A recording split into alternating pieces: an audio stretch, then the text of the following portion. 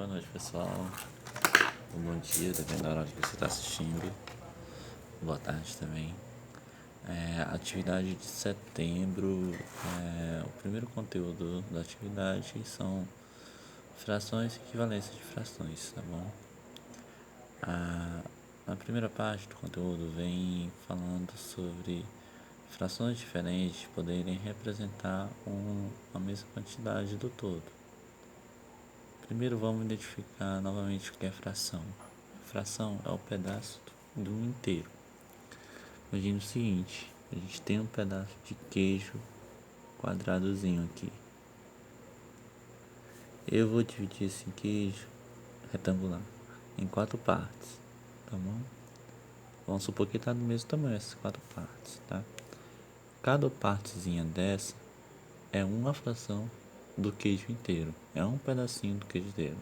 Então, fração é um pedaço do inteiro, tá bom? A fração ela é representada por uma divisão. Esse aqui é um símbolo de divisão, onde o número de baixo vai ser a quantidade de partes que o inteiro está dividido. No caso, o inteiro que está dividido em 4 partes,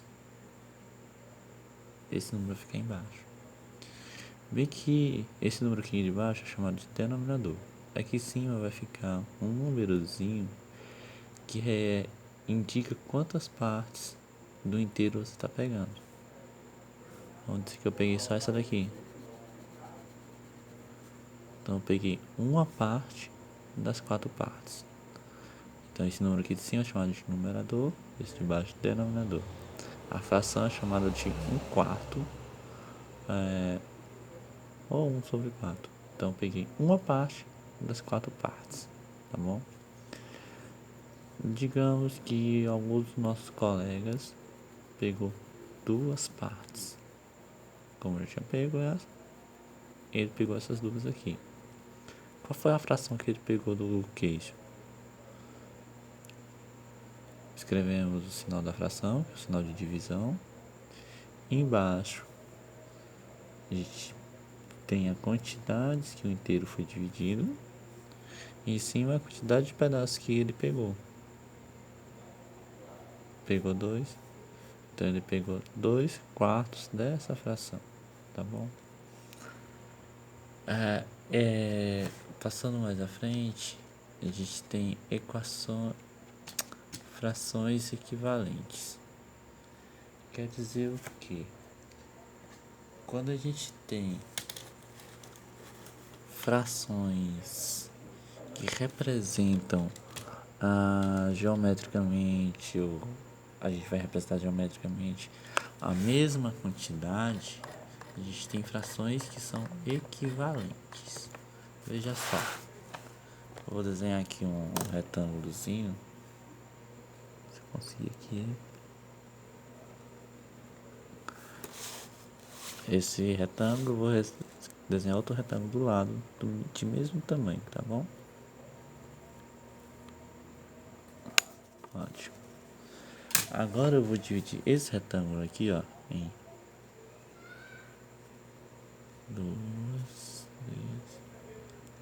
2, 3, 4 partes. 2, 3, 4. Dividir ao meio. Esses 2 retângulos são do mesmo tamanho. Vocês viram que eu usei a mesma forma para fazer esses 2 retângulos, tá bom? Só que eu fiz divisões diferentes desses 2 retângulos. O nosso primeiro retângulo tem 1, 2, 3, 4 partes. Nosso segundo retângulo tem 1, 2, 3, 4, 5, 6, 7, 8 partes, tá bom? Digamos que eu queira pegar metade da quantidade de partes que tem nesse retângulo e a metade da quantidade de partes que tem nesse retângulo. Vou pegar esse aqui. E nesse aqui eu vou pegar esse aqui. Se os retângulos são de mesmo tamanho, se eu peguei metade desse, essa metade também é do tamanho dessa metade aqui, certo?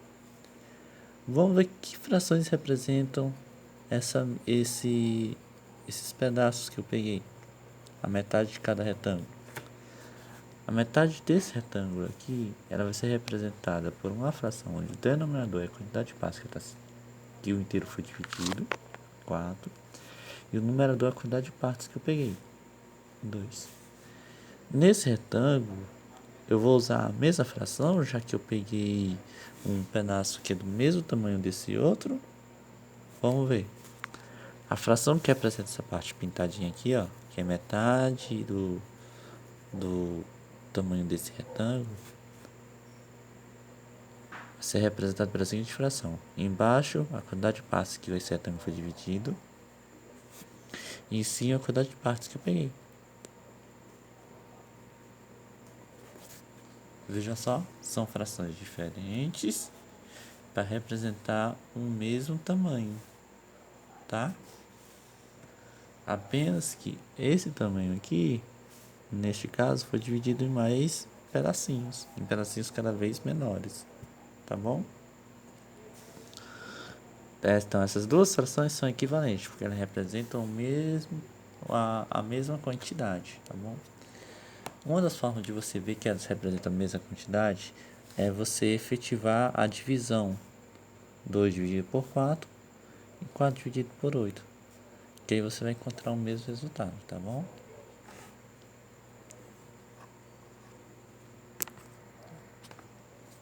Essas duas frações são chamadas frações equivalentes, porque elas representam, apesar de serem diferentes, elas representam a mesma quantidade.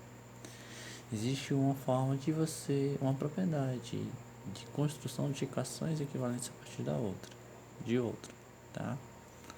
É só você achar uma proporção que permita construir essas novas frações. Você pode encontrar essas proporções fazendo uso da multiplicação ou fazendo uso da divisão. Vamos encontrar frações que são proporcionais a essa fração utilizando a multiplicação. Vamos colocar 2 sobre 4 e vamos encontrar uma fração que seja equivalente a essa. Basta fazer o quê?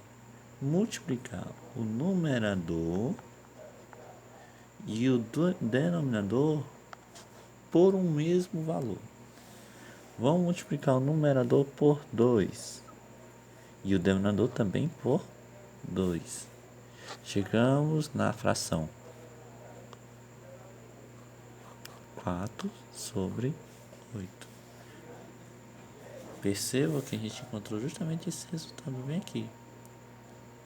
Por isso que essa fração é equivalente a ela. Ela é proporcional a essa daqui. A gente pode encontrar outras frações que são equivalentes a essa daqui? Pode. É só você pegar essa mesma fração e multiplicar por outros valores. Em cima, você multiplica por 3, por exemplo. E embaixo por 3 também. Qual fração a gente vai encontrar? 2 vezes 3, multiplicando os numeradores, dá 6. Multiplicando os denominadores, vai dar 18. Então, 6 sobre 18 também é equivalente a 2 sobre 4. 2 quartos é equivalente a 6 18 oitavos. 18 avos.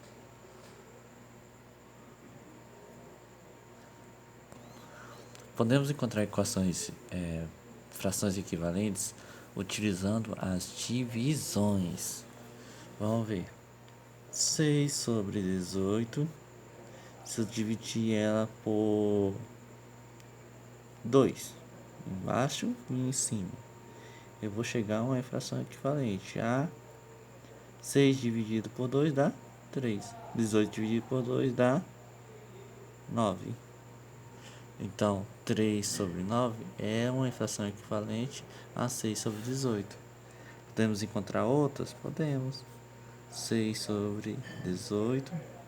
Se a gente dividir esses dois valores por 3, aí vai chegar aqui. Lembram?